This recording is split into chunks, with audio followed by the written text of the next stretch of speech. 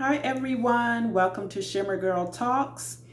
Some time ago, probably last year, I did a video called The Erasure of Black Women. And I'm talking about in TV shows, movies, stuff like that. And I touched briefly on, what's the word, stereotypes of black men in, TV shows and movies and stuff like that. Now, you all may have seen in society as time is going on, not only the blurring of gender roles, but also the erasure of masculinity.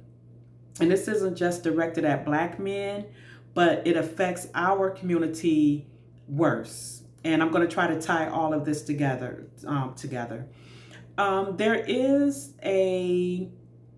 I think, an agenda to, and it's been like this for a while, honestly, but it's getting far worse in my opinion.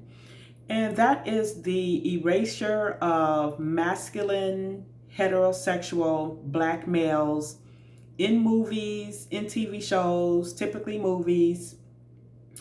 And I need to try to word this a certain way because, as you all know, that I am pro passport bros. Be it them going to an Asian country, a Spanish country, or whatever to get their wives. But when it comes to movies, for example, I have an issue with propaganda and agendas. And I recently posted on my community page, I finally watched Wakanda Forever. And I didn't care for it. I felt that it was some sister girl, feminist, womanist, black girl magic foolishness. And it's not that black girl magic is foolishness per se, but anything that's a part of the sisterhood code, I'm not a part of. I'm not a part of the sisterhood code because it tends to be largely anti-male, anti-nuclear family, anti-masculine black males in particular. And one thing that I noticed, and I've noticed this for a while, that when I'm watching movies, for example, typically there is a strong white male lead. He's typically heterosexual. He's got a white wife, their kids.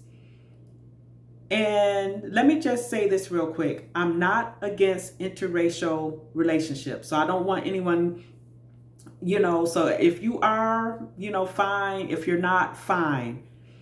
Again, my issue is when there are certain agendas and subliminal messages being directed at our community.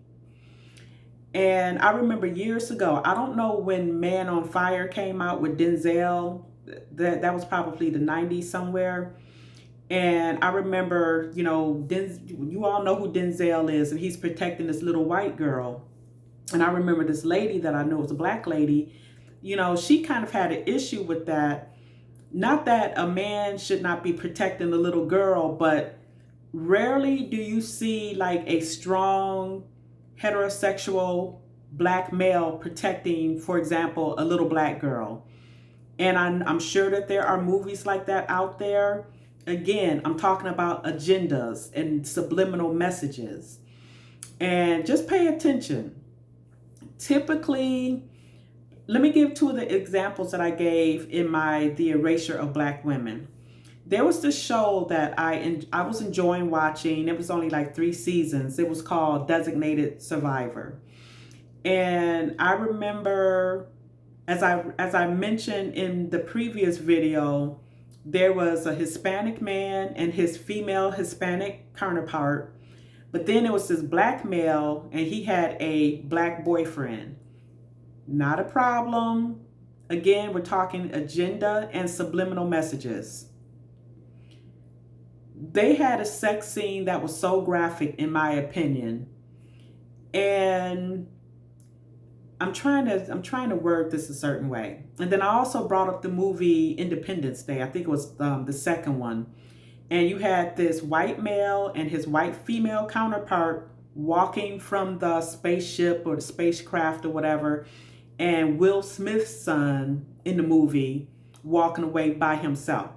So the point that I want to make is, typically when you do see a heterosexual black male in a movie, he's either by himself or he does not have a family, especially a black wife and children. Not saying it doesn't happen, just pay attention to these movies that are out there, the old ones too. Or if he is a heterosexual, strong, masculine black man, he's protecting someone other than a black woman or a black child. He's, typically strong and masculine for other races. Again, I'm not talking about people's personal lives, what people do in the real world.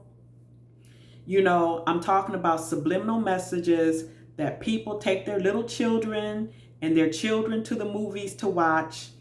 And what a lot of people see, and there was this study years ago, and I've mentioned it before, that said that the black community is heavily influenced by what we see in the media. And this was before Twitter and YouTube and Facebook and all of that stuff. So we were being heavily influenced by what we see on TV.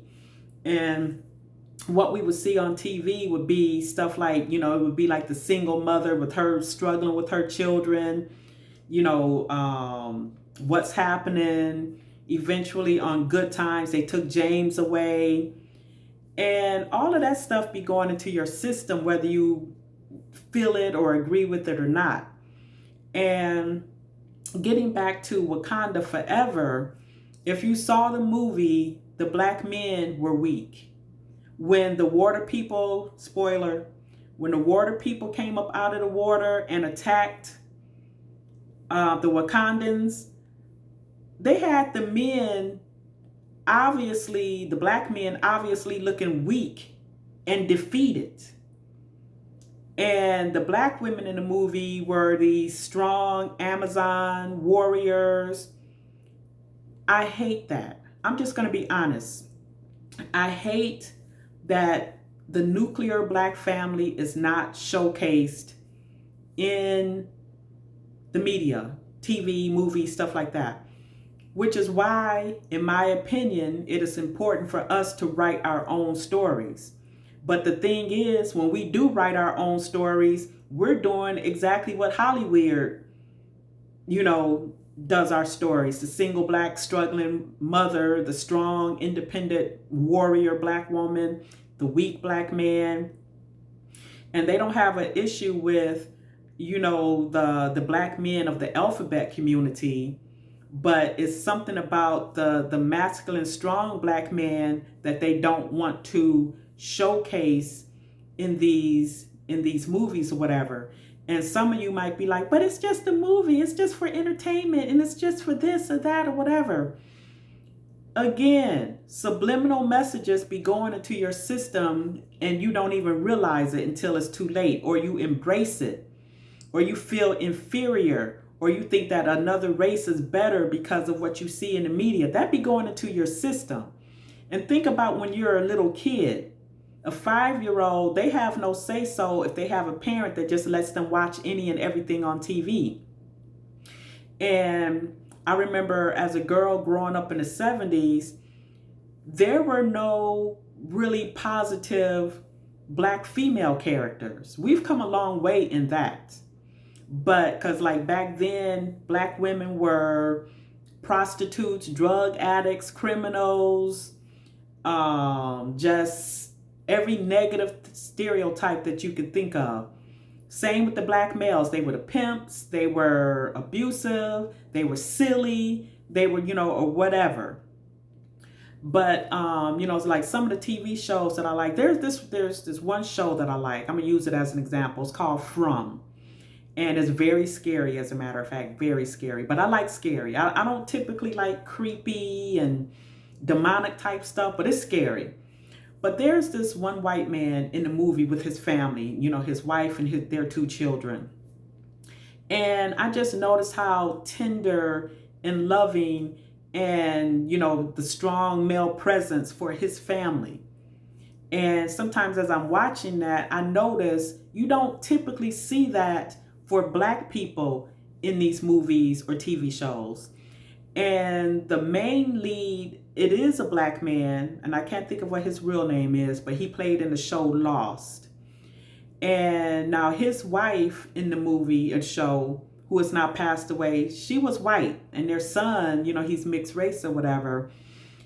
But, this is all a little bit convoluted, because at the end of the day, I have no issue with interracial relationships, none at all. But when it comes to what we watch in the movies, if I feel like it's an agenda being pushed, then that's when I have an issue, especially when I see that they don't do that with other cultures. Usually it's an Asian man with an Asian woman, Hispanic man with a Hispanic woman, white man with a white woman. And the example, it was another show, and I've mentioned this in a previous video. It was called Red Dwarf. I used to love that silly show. And if you're not familiar with it, it's like this British outer space type of a comedy, drama type thing. I don't think it was a drama, but it was definitely a comedy. And I remember watching it back in the early 2000s. And the characters on there, okay, so they had like these two white men, and these are people in space, so it's limited to how many people. If they didn't come out into space with you, then you didn't see too many people. So these were like holograms. It's been a long time since I've seen the show, but anyway, so you had these two white men, and each of those white men is on one particular episode had a white female counterpart. Then there was this Black man who was a cat in the show. It's a silly show.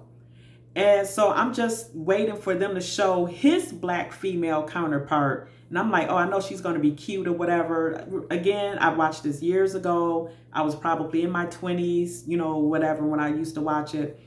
And guess what his counterpart was? A dog.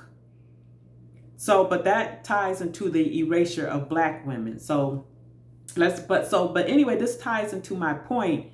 When it's a Black male, they typically don't give him his counterpart, which is the Black female.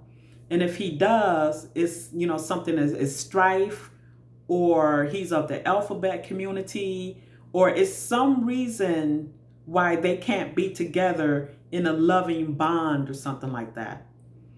So that was my topic for today. Please check out my other videos. Please subscribe. And please tell me what your thoughts are. Is there an erasure of heterosexual masculine Black males in the TV shows and in the movies? Tell me what you think, and I will talk to you later. Bye.